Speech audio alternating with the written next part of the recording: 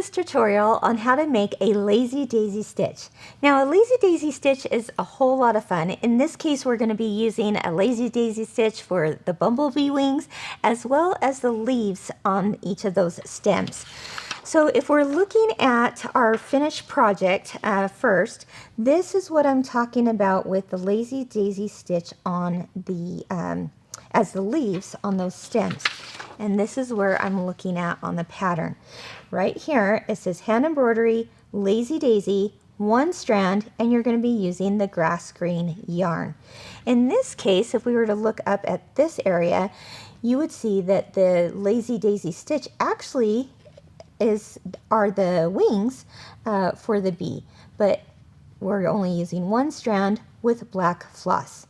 So whether you're doing it with floss or yarn, the technique is still the same. I'm going to show you how to do it with yarn.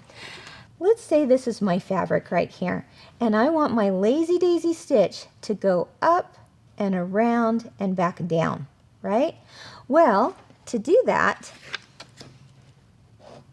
your needle is going to go up through point A, and you're going to extend your yarn all the way up till you get to the very end. And then you're going to bring that yarn around, and I like to put my thumb on top of that yarn just to kind of hold it in place to create a loop.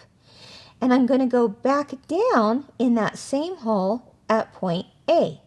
As I want to bring my yarn back around into point A, I'm going to actually just gently pull it enough so that it creates a loop but isn't fully pulled through back down into that area.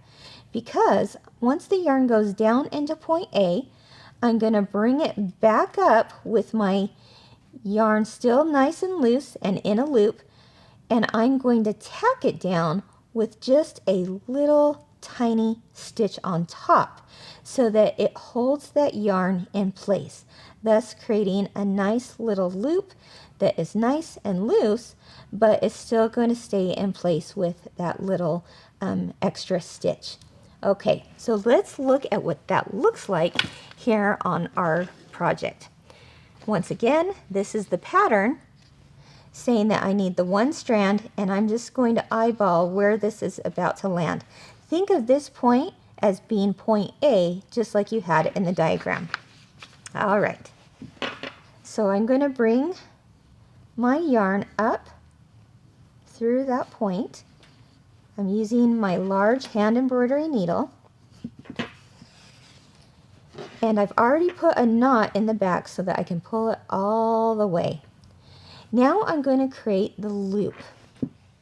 So to do that, remember I have my thumb kind of holding it on this side while I bring my needle back through point A, right, and down. Now I'm only going to pull it far enough to create a nice loose loop. See that? And I'm going to continue to pull, pull, pull until I have the shape of the leaf that I want. Okay, so right here, that's looking pretty darn good. See how it's nice and loose still? Just like so. I haven't pulled my yarn all the way through. I want to just do it long enough to create a leaf-like shape. But now I want to tack this down right here. To do so, I'm going to go up through the middle of that loop, just like so. Pull it all the way up. Pull my yarn all the way through. Okay, see how that loop is still nice and open? All right, now jump across that loop to the other side, place my needle down, and now you have tacked that little loop. And in this case, of course, we're calling it a lazy daisy stitch. There you go. So now you have 1 leaf done with that lazy daisy stitch. So we finished the 1 leaf. Let's do the other one now. by going back up through point A. So I'm going to take my needle underneath my cloth. I'm going to put it up through point A. Just kind of shake it till it comes through. Okay. I'm going to loop my yarn around to create a very light, loose loop. And then put my needle back down through that same point A that I started with. Okay. And pull it from the back. And I'm going to continue to pull that until it looks like the shape that I'm going after, which is, in this case, a little leaf.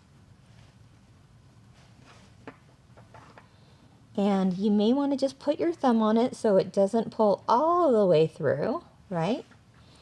Again, do you see the nice little loose loop there hanging out?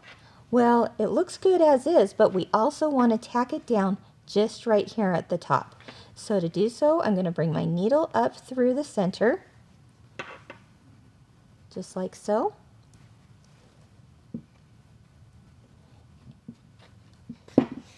Give it a little tug to pull the yarn up. And then I'm going to jump across the loop to the other side so that it will tack it down.